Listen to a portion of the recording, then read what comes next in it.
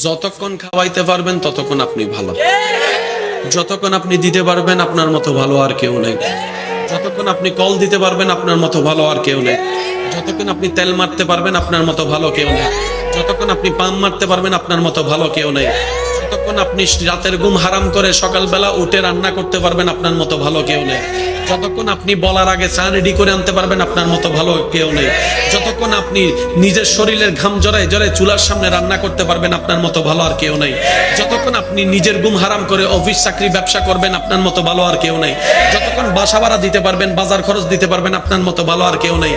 2টা মাস দেওয়া বন্ধ করেন, এই দুনিয়ার আপন মানুষগুলাই বলবে কি কইরা তোরাই ফেলছো। কিছু বলতে গেলে বলবে যে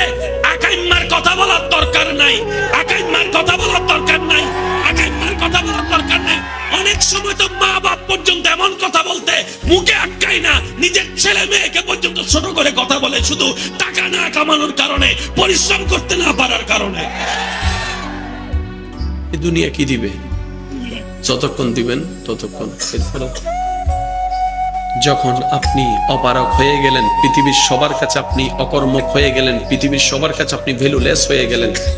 ঠিক তখন আপনি রবকে ডাকেন, রব বলবে যে বান্দা আমি তোর জন্য আছি, তোর সাথে আছি, আমার রহমত তোর সাথে আছে।